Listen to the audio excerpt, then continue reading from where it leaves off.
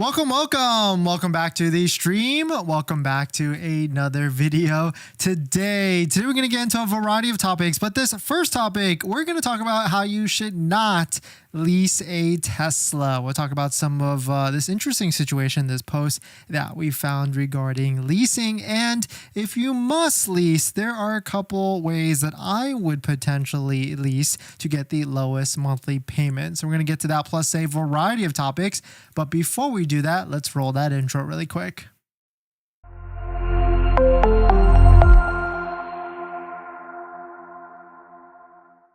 All right, so thanks for watching another stream. Thanks for watching another video. My name is Dennis, and I love talking about Tesla deal hacking, as I like to call it, but basically just getting the best deal on Tesla at the best financing rate. So definitely hit that subscribe if you're interested. And today's video, definitely check out my Patreon link down below in the description where you can support the channel and get access to the ultimate Tesla buying guide out there with all the best interest rates for financing your Tesla.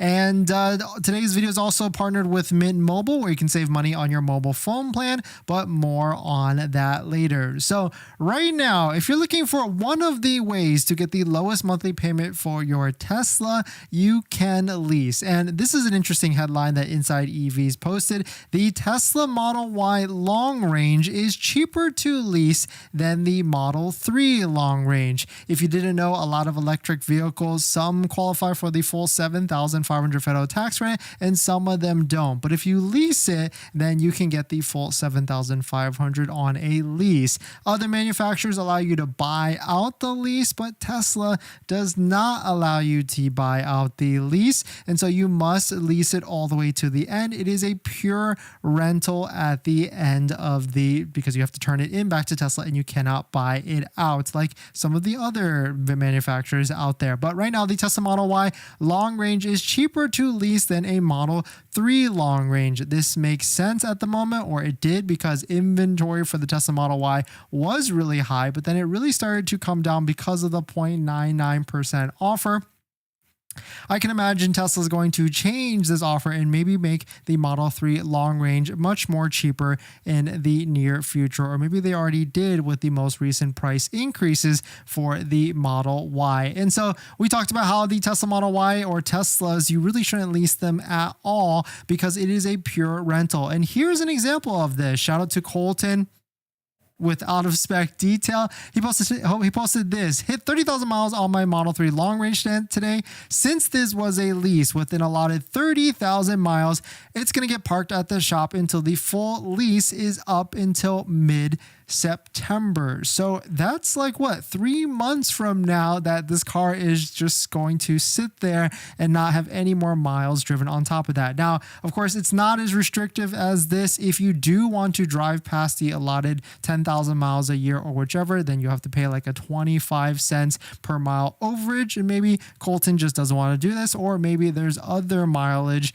there's other vehicles that he can work with this. But there's an interesting point here, because like, why not just try and turn this into Tesla, get it off the books, because that way you don't have to pay the last 3 months of a lease payment, whether that's $300 to $500, and also insurance payments as well, which we found that the insurance for a Tesla can be like $150 to $200 on average. But here's the post from that. For those of you asking why not turn in the lease early, Tesla wants $10,000 to turn the car in 101 days before lease maturity. And that's because, just like how there is essentially a payoff, but you can't buy out the lease, but there's an adjusted lease balance of $35,944. And the vehicle's worth right now, like if you were to, I guess to Tesla, if you were to trade in a vehicle, whatever mileage or year this is, it's only worth about $25,000. So effectively, there is a $10,000 balance, so to speak, if he were to try and end it early. So of course, that doesn't make sense. He might as well just pay the monthly payments plus the insurance and keep it around as another car or emergency car, because it's not like he can't drive it. Of course, it just means that you have to pay mileage overages if you have to drive over that 30,000 miles. And another thing with this that a lot of people know about with leasing is there's two fees that you should be aware about. The first one is an acquisition fee. that you pay at the beginning of the lease. And the second one is a disposition fee. You can see there's a disposition fee of $395 and tax on the disposition fee for that state at $31.80. And a disposition fee basically means it's a fee for ending the lease. You pay it, and that's just for ending the lease. Of course, Tesla does waive this, or can waive this, if you get into another lease. But if you're just trying to end and get out of it, then that is your one route with this. And so early termination, lease termination does exist, but essentially you're going to have to pay whatever the value is versus whatever the vehicle worth is, or versus the adjusted lease balance. Now, there is one way, like if I had to go and lease a vehicle, if the payment wasn't as good, or if I just is getting into my first Tesla and I just want to test the waters, maybe for like a year or maybe even 2 years, I recommend checking out websites like Swap a Lease. This is a website where you can find existing people out there that have ending Tesla leases, or maybe with 1 year plus left, and you can negotiate with them, you can work with them to try and take over their lease. Everything is all legit. You basically apply to Tesla Financial Services, or whatever the leasing company is, and that financial company approves you to be the takeover, and then all the paperwork is done with that financial company. Typically there's another fee on top of this, anywhere from $500 to $1,000, but you can see some of the examples here where it might make sense to do this, like depending on which state you're in. Like there's payments $369 a month with 16 miles left and 926 miles per month left on the lease. So this could be an interesting move if you just want to do like a 1 year lease or a 2 year lease or something like that, but you don't want to get that full commitment, or you have to build up credit or whichever like that. Everything is subject to Tesla approving you at the end of the day. So certainly it is very interesting that if you wanted to go with this, because you could get some lower payments, because most likely a lot of these people who have put money on these leases to get these low monthly payments have put a substantial amount down to get these lower monthly payments. So that is one strategy if you're looking for that. Of course, leasing a new Tesla could be pretty low already, anywhere from $300 to $600 a month. So maybe the effort might not be worth the effort or the juice, the squeeze, or whatever it is. But definitely some pretty interesting stuff. Let me know what your thoughts on it. Let me know what you're thinking. We're going to jump into the next topic. Before we get into our next topic, I've been trying to save money lately, and that's why we talk about this channel, trying to get the best deal on a Tesla. And I've been looking at our subscriptions like YouTube Premium, Netflix, trying to figure out how I could save some money every single month. And cutting expenses, it's kind of hard. We've been trying to rack our brain together and figure out how. That's why I'm so intrigued with our channel partner, Mint Mobile. They offer premium wireless starting at $15 a month. And I can get high-speed data and unlimited talk and text on the nation's largest 5G network, and I can even bring my own phone along with my current number and existing contracts. I'm sacrificing nothing. I've used Mint Mobile a ton, and I switched my second line to Mint Mobile, and I've been using it to watch YouTube and play podcasts on our daily commute and haven't noticed any drop in speed. And I can't tell the difference. So how hard is it to switch service? Big Wireless wants you to think it's actually hard, but it's not at all. Switching to Mint is super easy thanks to digital eSIM cards, which most of you now have. You can sign up and activate immediately right on your phone from the comfort of your home. If your phone doesn't have an eSIM, Mint will ship you a new SIM card for free. So if you want to save little money without the sacrifice, go to trymintmobile.com/DennisCW, also linked down below in the description, to get premium wireless for just $15 a month when you purchase a 3-month plan. Thank you to Mint for partnering, and let's get on to the next topic. Thanks for that, everyone. YSBH, thanks for coming in. Fernando, thanks for coming in. And Burning Flan, thank you for coming in. Thanks for dropping by. Thanks for hitting the like button, the comments, and everything. Just a reminder, we have a giveaway running on the channel right now. So if you're interested in winning this portable car refrigerator for your Tesla Model Y, sponsored by Cheryl Industrial, hit the pinned link on the live stream chat. This giveaway actually ends tomorrow, but we might have to pick the giveaway winner on Monday, depending on tomorrow's schedule. So maybe it'll be extended another day for all of you out there. Free to enter in. Multiple entries are allowed. And thank you to Cheryl Industrial for sponsoring the giveaway. We're going to ship this refrigerator to one of you out there, one of you lucky winners out there, so that you can put it into your Tesla Model Y. In this next topic, full self-driving transfer is coming back, and this time it might be back for a full quarter. Maybe there is a strategy here if you're looking to get full self-driving, because I've certainly changed my position on full self-driving. Let's get into it. But if you're just joining in, my name is Dennis. I love talking about Tesla deal hacking, so definitely hit that subscribe if you're interested. Shout out to Now to Tesla app. They posted this. Tesla announces full self-driving transfers will return for one more quarter. More FSD trials are coming. And so the couple of things here is that this was during the Tesla shareholder meeting, and it's coming back for a full quarter, which is pretty interesting. Maybe we've got some time to ramp up this if you're looking to take advantage of this offer, because I feel like if you are gung-ho about full self-driving, maybe there's an opportunity to buy like an older Tesla, maybe older Model 3 or Model Y that's like under 20K. Make sure it has full self-driving on it completely, and then transfer it to the brand new vehicle that you get. That might be a loophole. I don't know if it actually will work, but certainly it makes sense. It could work. And also, we've got a trial on the full self-driving. We finally completed our 1 month trial on our Model X, and I'm definitely I've changed my perspective on this. I think full self-driving actually is usable now on local roads and city roads. And of course, highways. We've been driving it all over Los Angeles, and it does get a little bit weird at sometimes, but certainly for the most part, I would say it's like 70% there, where it can take you from point A to point B, and you don't have to necessarily worry about it. I think my one gripe right now is if it's in like the HOV lanes, or it just tries to get out of it for some reason when I just want to stay in the HOV lanes, even though I've got the settings and everything all set from it. But certainly, if you haven't had full self-driving or at least tried it yet, certainly, hopefully you will get it soon with your trial, or maybe even try it for like 1 month at $100. This past experience with having the trial for 1 month, it's made me consider like maybe in the next Tesla we get it for like $100 for 1 month, especially if I know I'm going to be doing a lot of driving wherever I am going. And so certainly I give Tesla some kudos, because doing that trial for 1 month for a lot of different people out there, it was a good move for sure, and now it shows to a lot of people that full self-driving could be usable, maybe has converted. I don't know what the conversion rates are, but certainly it is a cool thing to have, especially if you can keep it for a long term. I would say we keep cars 3 to 5 years, if that, maybe really it's like a year to 2 years, and so certainly $100 a month could make a lot more sense than plunking down a full $8,000, unless Tesla does some things where they start to increase the subscription price, which would not be a good thing if they did that. But definitely some pretty interesting stuff. Let me know what your thoughts are. Let me know what you're thinking. We're going to jump into the live stream comments. Let's see.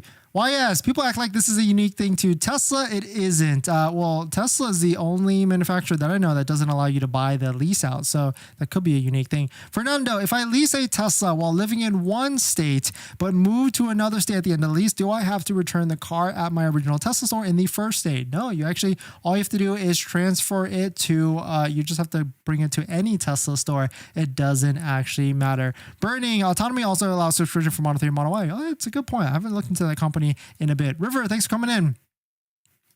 If you're just joining in, if you're about to buy a Tesla or you just bought a Tesla, definitely check out the Tesla accessory discount codes down below in the description so you can save money on your Tesla accessories. We got Jawa for the best accessories and all accessories that you could use for your Tesla vehicle, including floor mats, phone mounts, everything. Tesbros, RIVIAN, and MAGBAK as well, all down below in the description. Big Jake, thanks for coming in. Do you know anything about the Model 3 performance deliveries? Ordered one day one Synovin, almost 2 months. Yeah, that's weird, especially if you're in the Pacific Northwest. I would imagine you should be getting one ASAP. What's your delivery date range? Maybe you'll probably get it next quarter, not by the end of this quarter.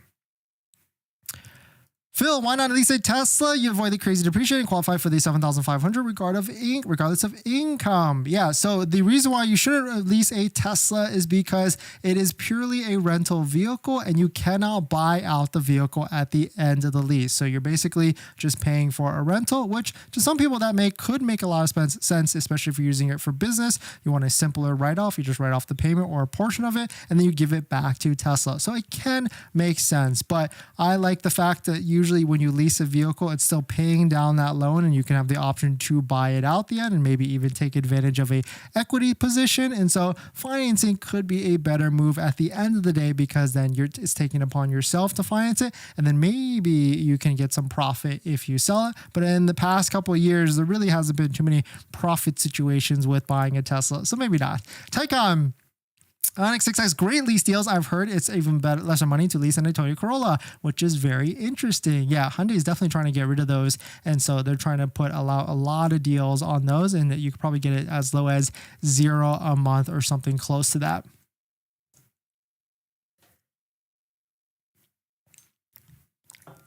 In this next topic, 0% does exist. Of course it exists, but not unfortunately for Tesla vehicles. But let's go through the list of all the different 0% deals that are out there right now. But if you're just joining in, my name is Dennis. I love talking about Tesla deal hacking, so definitely hit that subscribe if you're interested. Shout out to Car Dealership Guy. They posted this: the best 0% deals for June. Of course, the Tesla Model Y just had 0.99%. It's gone. And I think that was probably the best deal that we were going to be having for a while on the Tesla Model Y. But taking a look at this, there's a lot of electric vehicles still on this list for 0%. A lot of them even have like 60 to 72 months. We got BZ4X, the Toyota version, Subaru Solterra, Volkswagen ID4, Kia Niro EV, Hyundai Ioniq 5 as well, and also the Kia EV6 and Ford Mach-E. So a lot of different EVs on this list, but you can for surely bet if there's a 0% deal on the finance side of this, then there's definitely going to be a nice lease deal as well. So I would probably lease some of these even more so, because then you're going to get a much lower payment, less risk, and then you can also buy it out or just give it back, because these electric vehicles probably are going to depreciate a lot more quicker than other vehicles. But definitely some pretty interesting stuff on this. Are we going to see a lower interest rate offer for Tesla? I don't think at this point, but if so, it might be for the Model S, X, or even the Model 3. I don't think the Model Y offer is coming back, because inventory for the Tesla Model Y is staying pretty low still. If it does come back, maybe September or maybe December. But definitely some pretty interesting stuff. Let me know what your thoughts on it. We're going to jump into the live stream comments. But before we do that, this video is actually sponsored by my Patreon link. Down below in the description is the Patreon link. You support the channel and get access to the ultimate Tesla buying guide out there with all the best interest rates for financing your Tesla. And as an added benefit, I do respond to all DMs in the Patreon app, and you can schedule a phone call with me where we can go over your exact buying situation on how to get the best deal on Tesla at the best financing rate. So definitely check out Patreon link down below in the description. And in my Tesla buying guide, all the interest rates and credit unions rates are all lower than Tesla financing, all lower than 6.39%. And all of you can qualify for 3 or 4 of them, which all have lower rates than Tesla financing. So definitely check out Patreon link down below in the description. But if you're just joining in, welcome. Tesla leasing. Do not lease a Tesla. It's a good option if you're looking for one of the lower monthly payments, but it's a very restrictive lease. It's a pure rental. You're just paying rental monthly payments, and you cannot buy it out and take advantage of any equity position at the end. So if you believe Teslas are going to depreciate like crazy, then leasing might be the best move at the end of the day. But there are some caveats to this, like extra fees, like this one, disposition fee at the end of it, $395 a month. And there's an acquisition fee at the beginning of it, which I believe is like $700 or $800. So just some things to be aware about when you are leasing a vehicle, leasing a Tesla vehicle. Fernando, what do you think of the Lucid Gravity SUV? Looks great if it can be under $80,000. Burning, Tesla offered me a Federaci Cybertruck, but I want the 79K version. How long do I have to wait? Thanks. I would say you only have to wait like another quarter. Elon just said that Foundation series is ending next quarter. Charles, I live in Fremont, and it's taking a month for my Model Y to be delivered. Ooh, that's interesting. I do know that they're backed up with Quicksilver, the 0.99% financing, and everything else, and so it might be a while. I would say talk to your Tesla advisor and see if they can switch you to a inventory one and maybe they can waive the option credits, like option fees, like paint, wheels, or something like that. Tesla 54, thanks for coming in. Hopefully you are doing well. Eddie, has there been any update on the battery materials requirements for the Model 3 standard range and long range? No update yet. I have not seen anything. If that does happen, that will be a really nice change for sure. Why not Ioniq 6 and with Ioniq 5? That's fine. Leasing an Ioniq 6 or 5 is perfectly fine, especially if you can get like $100 to $200 to $300 a month payment at the end of the day. Hi Cinematics, is full self-driving transferable again? I think it's going to be coming out next quarter for one whole quarter, but we haven't probably actually if I were to think about it, it's probably going to be coming out at the end of December or like the last quarter of the month. But thanks for jumping in, everybody. Thanks for supporting. Thanks for hitting the like button, the comments and everything. Don't forget to join into the giveaway if you are interested in winning this Tesla portable car refrigerator for your Tesla Model Y. Pinned, linked at the top of the live stream chat so you can jump in. Taycan, I mean, Ioniq 6 because Kia EV6 uses similar battery, if not mistaken, but Ioniq 6 has more range. The Lucid beats both the Kia and the Hyundai, in my opinion. Yeah, if you can get a Lucid for a fantastic monthly payment, then that is the way to go. Tesla 54, thanks for the super chat. Chris, just joined, so why should we lease a Tesla? I would say skip to the beginning of the live stream so you can jump in. But thanks for jumping in, everybody. Thanks for supporting. Thanks for hitting the like button, the comments and everything. Do I think that Tesla will end the month with Model S and X discounts? Yeah, I think at the end of this month or the end of the quarter. But thanks for jumping in. Thanks for hitting the like button, and I'll see you guys in the next one. See ya.